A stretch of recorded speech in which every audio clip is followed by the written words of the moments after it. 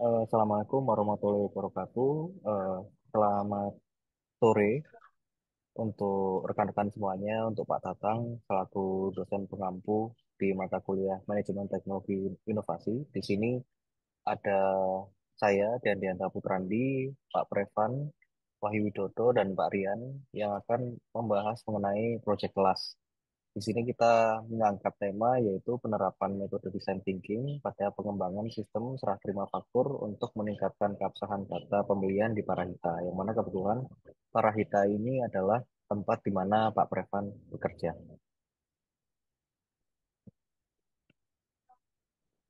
Nah, untuk proyek kelas ini eh, ada 5 bab yang akan kita bahas, yaitu bab pertama di pendahuluan, bab kedua di kajian pustaka dan dasar teori, bab 3 metode penelitian, bab 4 hasil dan pembahasan, serta bab 5 kesimpulan dan saran.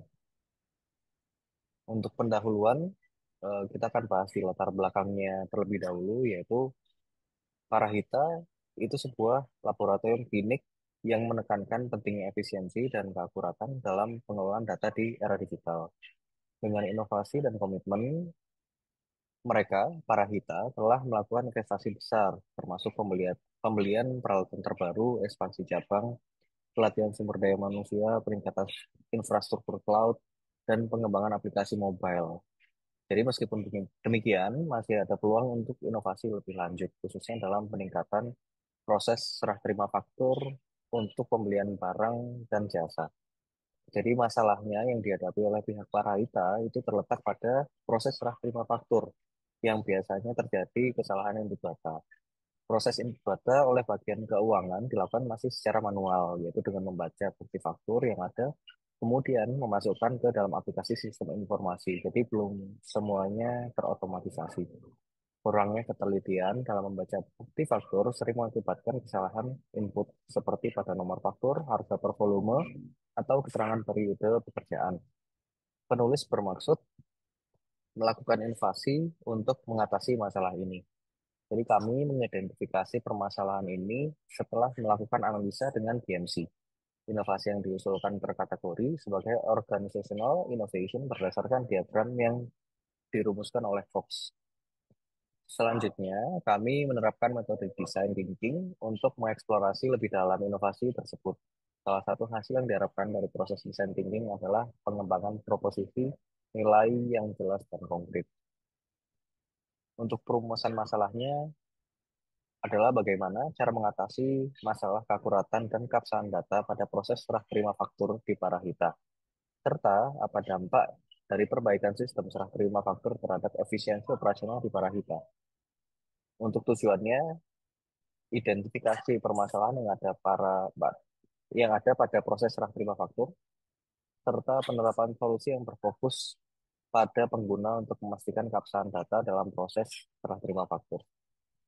Kemudian untuk manfaatnya, ada dua. Manfaat praktisnya adalah sistem yang dikembangkan akan dapat meminimalisir kesalahan dalam pencatatan dan pengelolaan data faktur, mengurangi risiko keterlambatan pembayaran, dan penundaan pengiriman barang atau jasa, sekaligus meningkatkan kecepatan dan efisiensi proses serah terima faktur sehingga dapat mempercepat siklus pembayaran dan operasional.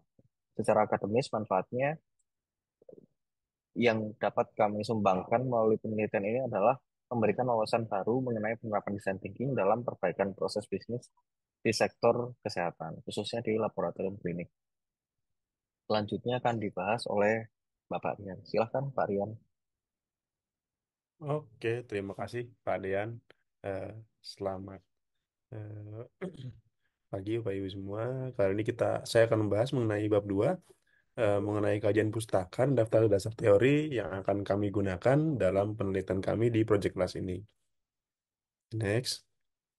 Eh, Pertama kita membahas mengenai inovasi.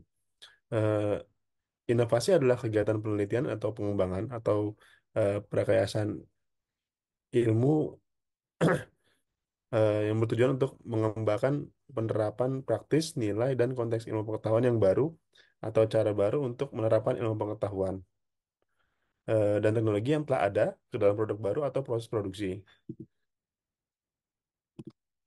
Oke, terus inovasi model bisnis. Inovasi model bisnis ini berkaitan dengan perubahan mendasar dalam cara perusahaan menciptakan dan menangkap nilai-nilai. Hal ini dapat menangkap meliputi perubahan dalam cara produk baru atau jasa yang dihasilkan, cara mereka dijual, bagaimana perusahaan menghasilkan pendapatan. Inovasi model bisnis ini seringkali dipicu oleh perubahan teknologi, dan juga perubahan teknologi, pergeseran kebutuhan pelanggan, atau perkembangan baru dalam pasar. Lalu ada juga pengertian mengenai organizational innovation. Organizational innovation ini merujuk pada perubahan dan dikutip dari RISD di tahun 2017. Organizational innovation merujuk pada perubahan dalam proses internal, metode kerja atau struktur organisasi untuk meningkatkan efisiensi, efektivitas, atau kinerja. Ini bisa termasuk pengenalan teknologi baru, perubahan proses pengambilan keputusan, atau pengembangan budaya. Perusahaan yang lebih mendukung kreativitas dan eksperimen. Inovasi organisasi ini seringkali merupakan respon terhadap perubahan eksternal seperti perkembangan teknologi atau dinamika pasar dan bertujuan untuk menjaga organisasi agar tetap relevan dan kompetitif.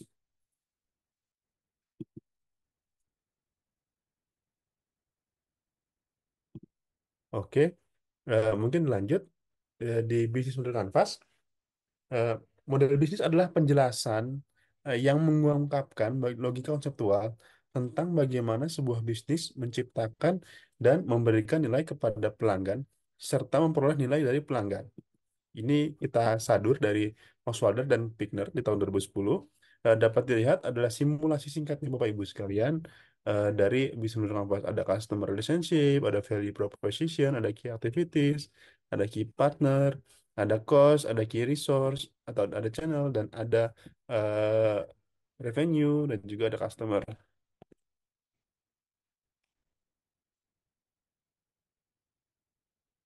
Oke, lalu kita lanjut ke design thinking. Design thinking ini seperti yang berkembang di Stanford University, menekankan pada inovasi pendekatan yang berorientasi pada pengguna dalam proses desain dan pengembangan produk. Kita sadar dari Al Remer dan kawan-kawan, tahun 2021, dalam konteks manajemen teknologi informasi, pendekatan ini dapat diterapkan untuk mengembangkan sistem yang lebih responsif terhadap kebutuhan pengguna dan adaptif terhadap perubahan lingkungan.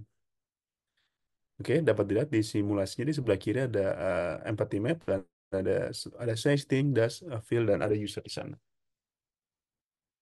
Oke, next. Mungkin saya lanjut ke bab 3 di metode penelitian. Next. Kita akan mencoba membahas mengenai alur penelitian kita. Kita mulai dari studi lapangan, dapat dilihat dari diagram di samping. Lalu mulai dari perumusan masalah, melakukan tujuan penelitian, mencari studi literatur, lalu kita membuat metodologi, lalu pengumpulan data berupa wawancara dan kuesioner.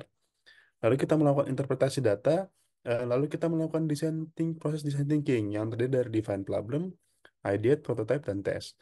Lalu kita mulai di kesimpulan dan juga rekomendasi jika eh, bisa menjawab permasalahan masalah lalu selesai. Seperti itu Bapak Ibu sekalian. Lalu sumber data yang kita gunakan adalah, eh, ada manajer keuangan pusat, ada staf keuangan pusat, ada bersumber dari manajer pembelian pusat, staf pembelian pusat, manajer keuangan cabang, dan juga staf keuangan cabang. Lalu teknik analisa data yang kita terapkan dalam proyek kelas kali ini, dalam menganalisis data yang diperoleh dari wawancara dan kuesioner, penelitian ini akan menggunakan prinsip-prinsip di design thinking untuk mendapatkan pemahaman yang lebih dalam-mendalam tentang permasalahan yang dihadapi oleh karyawan Parahita.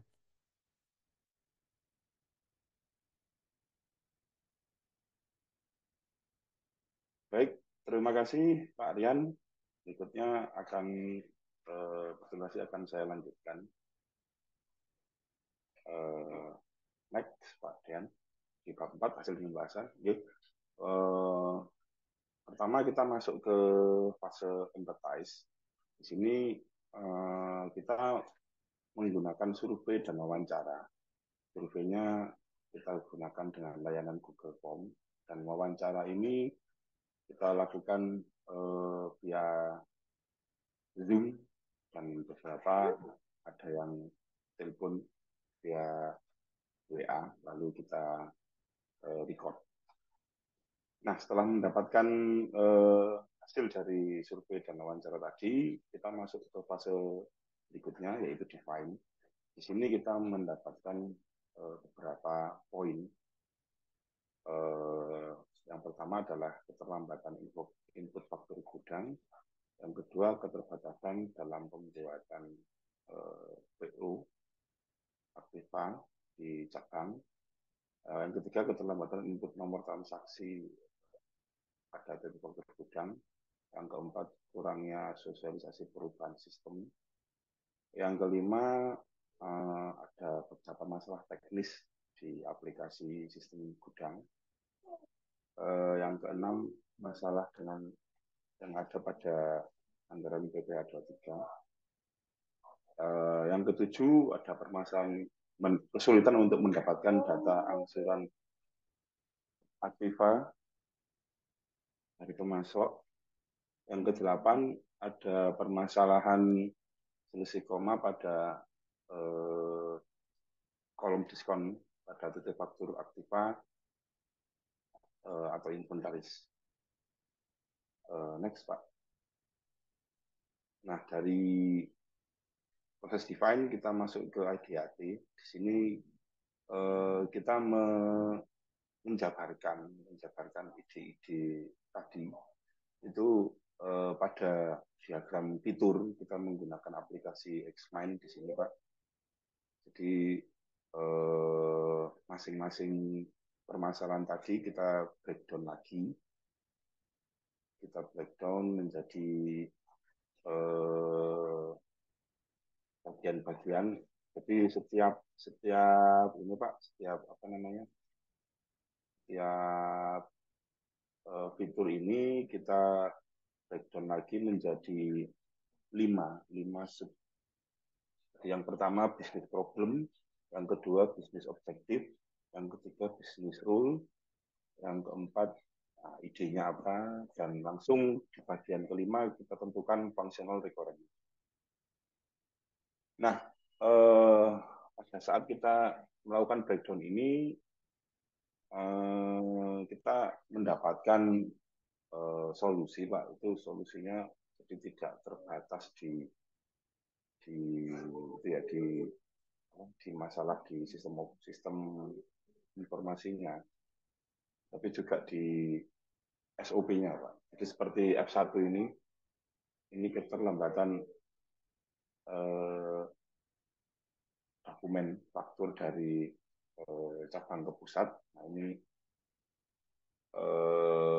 ide yang kami dapatkan adalah perusahaan itu nantinya membuat surat pemberitahuan kepada supplier untuk mencegah pengiriman faktur ke cabang. Jadi perlambatan dokumen ini terjadi karena supplier itu mengirimkan fakturnya itu tidak ke pusat, tapi ke cabang. Dan sudah ada pemberitahuan sebelumnya. Jadi kita ingin memperkuat lagi pemberitahuan dari pusat yang sebelumnya sudah diberikan ke supplier dengan menerbitkan surat baru yang isinya mungkin nanti di situ ada semacam punishment gitu ya kalau sampai faktur itu dikirim ke cabang. Nah, yang kedua edit dokumen PO. Nah, ini ide kita membuat fitur pengeditan PO yang memungkinkan perubahan nominal. Untuk yang selanjutnya yang ketiga, nomor IR tidak muncul saat akan melakukan titik faktur gudang. Jadi nomor IR ini nomor transaksi cost per test. Jadi idenya itu kita melakukan pembenahan di fitur cek status nomor transaksi. Untuk fitur keempat, F4, sosialisasi update sistem yang kurang. Nah, ini idenya kita menambahkan fitur change log di dashboard utama sistem. Yang fitur kelima adalah data double karena jeda saat melakukan input. Nah, ini ide kita adalah menyesuaikan fitur auto log off yang ada di sistem.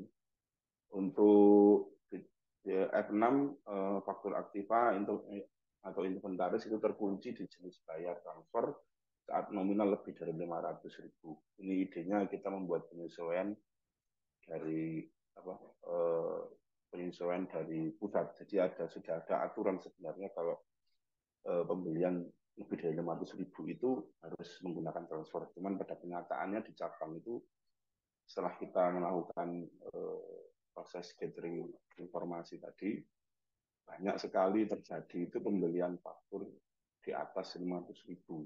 Dan itu membutuhkan transfer seperti pembelian di Tokopedia, di online-online store yang lain, Pak.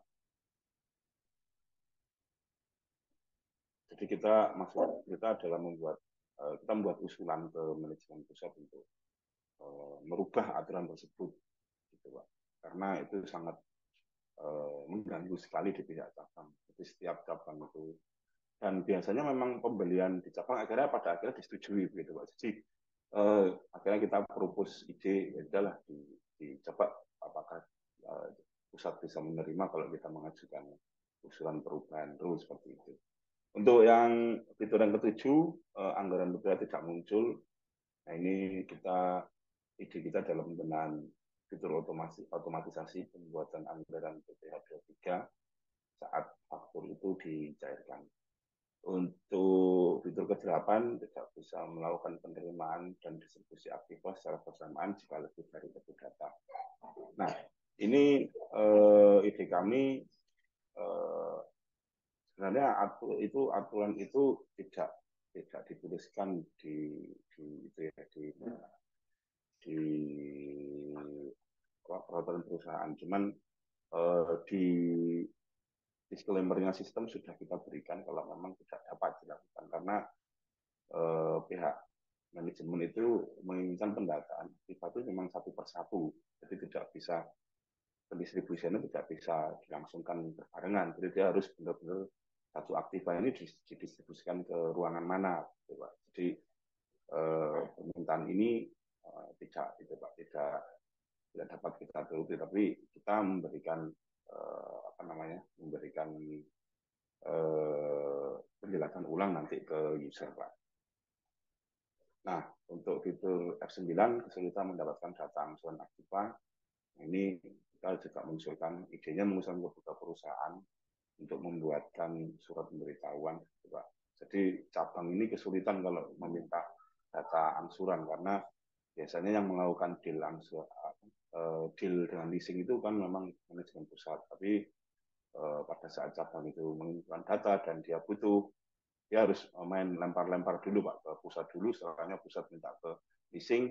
Nah, leasingnya nanti pada saat cabang melakukan follow up itu mereka terkesan untuk agak berbelit-belit gitu untuk memberikan data angsuran tersebut. Ini kita mengusulkan ke manajemen untuk memberikan surat pemberitahuan, Pak, agar cabang itu diberikan kewenangan gitu untuk meminta daftar angsuran tersebut.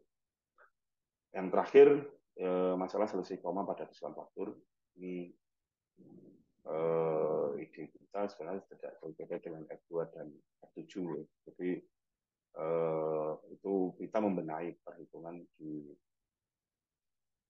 fungsi di perhitungan nominal faktur, Pak. Oke, next, Pak Dian. Nah, prototype kita sampai pada prototyping. Ini kita mengajukan di sebelah ini surat kepada manajemen. Saya sebagai koordinator IT, kami setelah melakukan survei dan wawancara itu kita mendapatkan beberapa poin. Ini ada 3 poin ini yang kita ajukan, apakah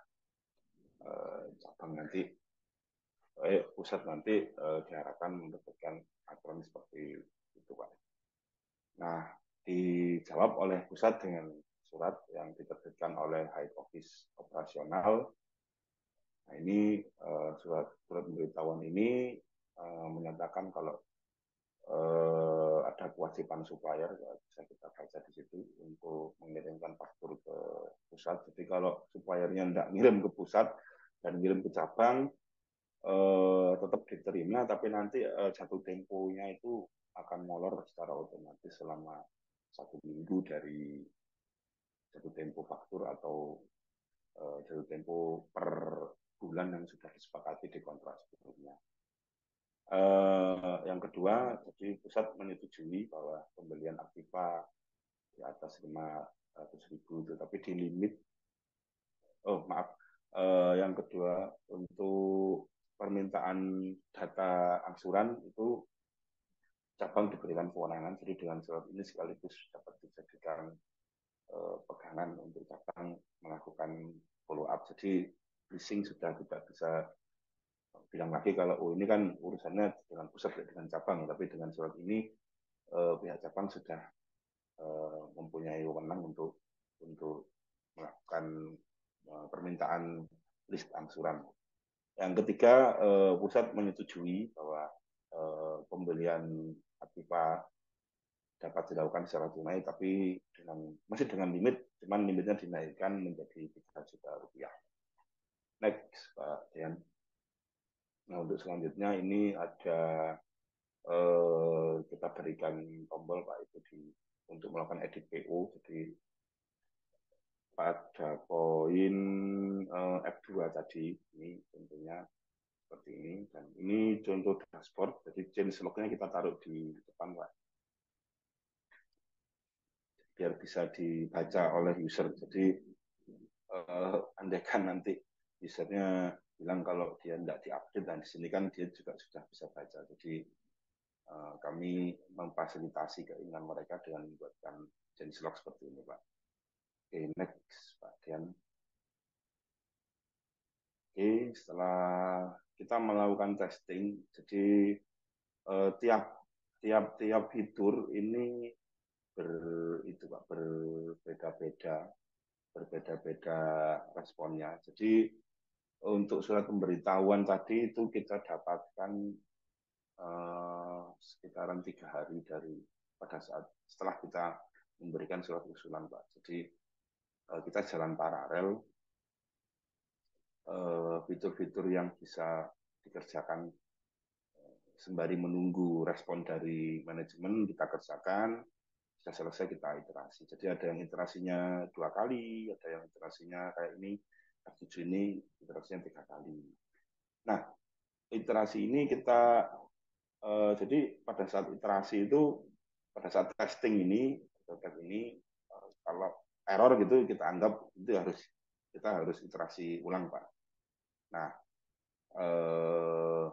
ada beberapa Pak yang di F3 ini. Nah, setelah iterasinya sukses, iterasinya cuma sekali ya, dia sukses, tapi endingnya itu user itu meminta tambahan lagi. Nah, itu apa bisa untuk harga cost per test itu dimasukkan di setting, jadi harganya tidak di paten di sistem, sehingga tidak perlu minta bantuan IT. Nah, ini akan kita fasilitasi, tapi kok waktunya kita butuh lama, jadi enggak kita tambahkan di iterasi berikutnya, Pak. Soalnya enggak butuh kalau kita ngerjakan ini timnya Pak Dean, enggak itu Pak. Enggak mampu kalau cepat gini. Nah, secara keseluruhan hasil kita memang mencari, pada endingnya kita mencari bahwa oh ini fiturnya sudah dijalankan. Cuman untuk surat-surat ini setelah surat pemberitahuan tadi dikirim, jadi belum ada feedback lagi, karena belum ada faktur yang dikirim, belum ada transaksi pembelian dengan leasing juga. Nah, cuman yang satu yang bisa itu di poin di F6 ini, di responden 4 ini sudah dapat input tunai. Karena ini kita langsung open Pak di sistem untuk bisa memfasilitasi input tunai dengan rule yang baru, jadi di bawah 3 juta tadi. Next Pak Dayan. Ini akhir di bab 4, itu implikasi manajerial. Jadi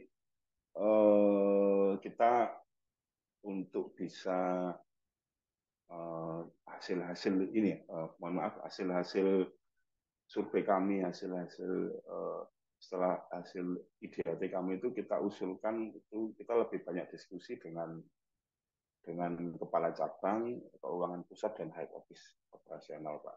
Tapi yang utama di sini yang penentu keputusan pihak direksi itu mendelegasikan ke high office operasional dan keuangan pusat. Jadi yang pertama keterlambatan manufaktur dari cabang ke pusat, respon manajemennya menerbitkan surat pemberitahuan, ini sudah dibuatkan. Yang kedua, fitur inventaris terkunci di jenis bayar transfer ini sebelum pihak IT mengerjakan, ya, itu manajemen membuat permintaan dulu ke pihak IT, lalu pihak IT mengerjakan. Ya. Untuk yang ketiga ini surat juga, jadi masuk ke responnya menerbitkan surat manajemen yang poin 4 sampai poin 8 itu upgrade sistem. Jadi manajemen memulakan permintaan upgrade ke divisi IT. Poin 9 itu surat juga membuat, poin 9 itu sosialisasi. Sosialisasi ini diwakili oleh IT, Pak.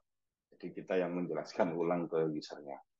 Untuk terakhir 10 ini yang masalah fitur selisih koma itu sama. Jadi manajemen melakukan permintaan upgrade ke divisi IT. Oke, mungkin bisa dilanjutkan oleh kesimpulan oleh Pak Dian. Saya kembalikan lagi ke Pak Dian. Terima kasih Pak Prevan atas penjelasan mengenai bab 4-nya. Saya akan melanjutkan di bab 5 yaitu kesimpulan dan saran. Baik, dari paparan Pak Prevan, kami bisa menyimpulkan bahwa penelitian ini awalnya dimaksudkan untuk mengidentifikasi potensi pengembangan dalam otomatisasi proses pembuatan tanda terima faktur. Namun, hasil penelitian menunjukkan bahwa perbaikan proses dan SOP yang ada lebih mendesak daripada otomatisasi penginputan faktur. Respon dari pengguna menunjukkan bahwa keterlambatan pengiriman faktur dari cabang ke pusat, kesulitan dalam mendapatkan data angsuran aktiva, masalah dengan nomor transaksi, dan kesalahan dalam perhitungan koma pada faktur adalah masalah yang mendesak. Hal ini mengindikasikan bahwa perbaikan proses dan SOP yang ada sangat diperlukan. Berdasarkan temuan tersebut, penulis merumuskan ide dan mewujudkannya menjadi solusi berupa usulan perubahan SOP dan pembenahan sistem informasi yang telah ada. Setelah diimplementasikan, feedback yang diterima dari responden menyatakan bahwa solusi yang kami implementasikan sesuai dan telah menjawab kebutuhan-kebutuhan mereka. Untuk sarannya, yaitu di penelitian selanjutnya, kami menyarankan untuk lebih dalam lagi dalam perbaikan proses dan SOP, melakukan analisis lebih mendalam tentang perbaikan yang dapat diterapkan dalam proses dan SOP yang sudah ada. Lebih banyak lagi melakukan survei atau wawancara lebih lanjut dengan pengguna untuk mengevaluasi sejauh mana perubahan yang telah dilakukan telah memenuhi ekspektasi mereka dan memberikan dampak positif pada efisiensi kerja. Dengan terus memfokuskan perhatian pada perbaikan proses dan SOP yang ada, perusahaan dapat mengoptimalkan operasionalnya, meningkatkan efisiensi, dan memberikan pelayanan yang lebih baik kepada pelanggan. Oke, baik. Sekian dari kami, Pak Tatang. Terima kasih banyak telah diluangkan waktunya untuk mereview presentasi dari kami. Dengan demikian, kami ucapkan selamat sore. Assalamualaikum warahmatullahi wabarakatuh. Waalaikumsalam. Terima kasih Bapak Ibu sekalian. Terima kasih Pak Tatang. Sumpah.